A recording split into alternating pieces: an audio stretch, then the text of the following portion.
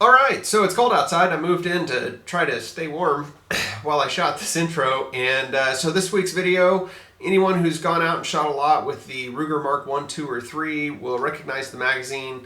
There's a little handle doodad here to hold down the spring while you load around into the magazine. And if you've ever shot in cold weather, or you're like us and you really just enjoy shooting these guns a lot, you'll find that your finger will get raw when you load this over and over and over again, because the spring actually has a pretty good amount of force against your finger.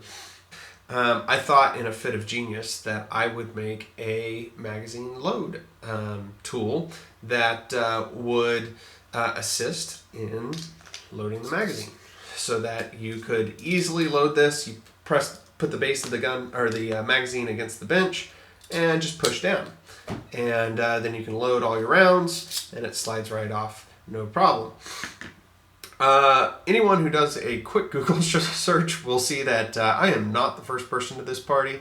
You can buy one of these made in molded plastic and everything else for anywhere from like $2 to $8. So while for a moment I felt like I was a genius, Google, as usual, quickly corrected me. So anyways, it's a quick project. It took me about 30 minutes if you don't count glue time. And so enjoy the video. If you've got any questions, comments, or concerns, feel free to leave them down below. I try to respond to everyone. And thanks for your likes, comments, and shares. Take care. So the first thing you're going to want to do is cut a piece of scrap off of another board. Just, this was about 2 inches by 3 inches, give or take. Take that block and mark out the total width front to back, or the front to back measurement from the magazine. Then turn it over on the other end, and just for reference, go ahead and mark out the approximate thickness. The approximate thickness is what we're going to then cut out at the table saw.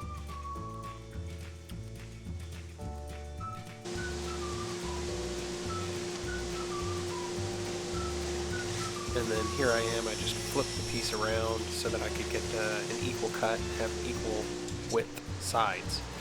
Now I'm pulled out of my scrap bin a piece of curly maple here, and this mixed with another piece of walnut that's about the same thickness gives me the approximate thickness I need for the magazine.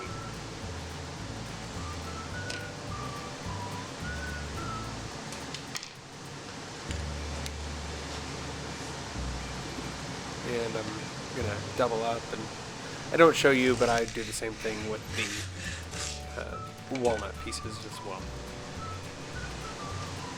Now that I have everything cut, I'm going to go ahead and glue it, and you can see that I've turned the pieces so that I have long grain to long grain here. If gluing on the end grain, or what is at the top and bottom of those pieces as they currently sit, I would not have as strong of a glue joint. So by turning those, I actually increase the strength of this glue joint and reduce the chances of this failing as time goes on.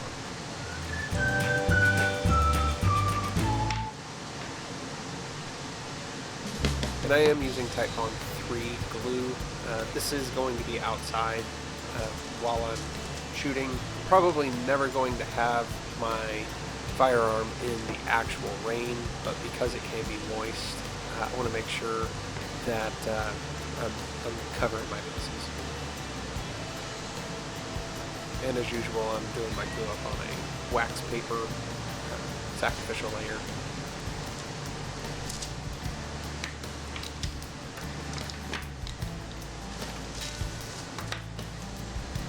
Add in a little clamping pressure and let it sit.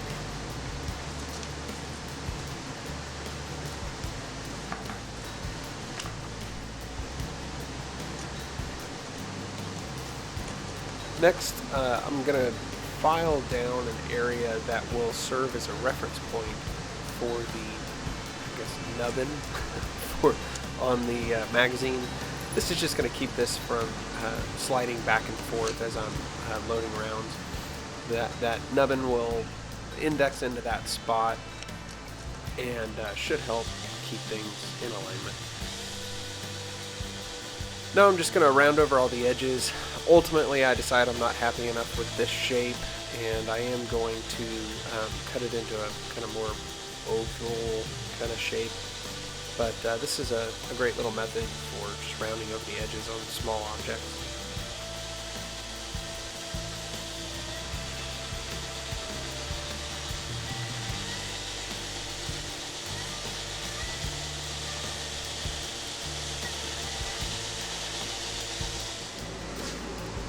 So here I am. I've decided to use my lens cap as a rough, approximation of the diameter circle that I would want for rounding over the edges. So just a quick mark out, a couple passes over the bandsaw.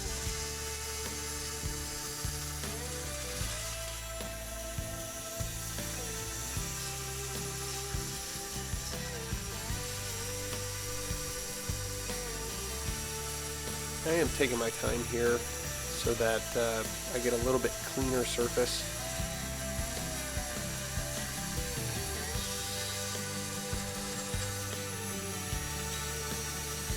And the sizing here is all to taste. I could have made this much smaller, which would make it fit nicer in a pocket perhaps. But I wanted the larger sizes, the sides, to allow if my wife or my little sisters want to go out to the range and load their own magazines. Having lots of horizontal surface there is going to give them more leverage.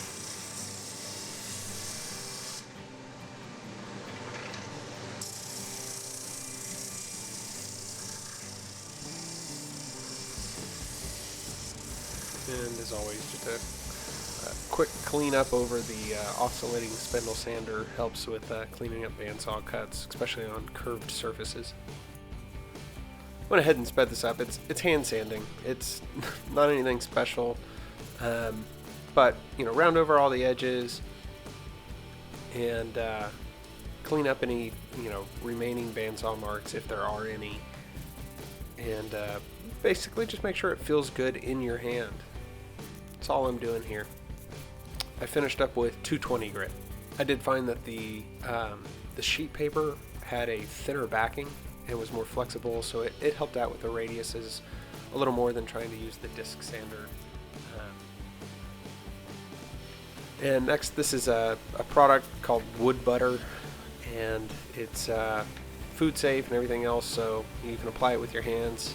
Figured for something like this, putting lacquer or anything else like that on it would be kind of a waste. I just wanted to condition the wood so that it would be easy to replenish this finish as time goes on. And the application method is just apply it. A little bit goes a long way.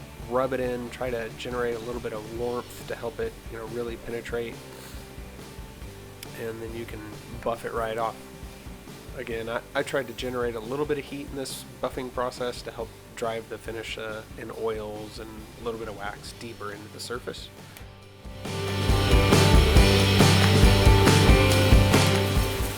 So I had to have a demonstration video, and if I have to load a magazine, I'd rather go ahead and have fun shooting it than to unload it by hand manually. So here's a little bit of a demonstration of how the magazine loader helps, and then a little bit of fun of me plinking around at my local gun club range.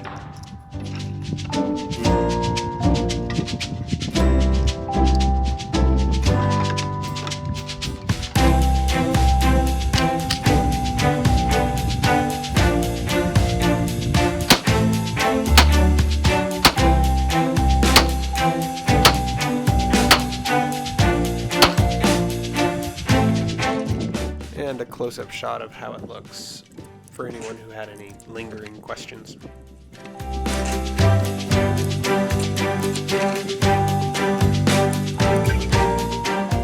To receive updates when I post new videos, make sure to subscribe. If you have any questions, comments, or concerns, leave them in the comments below.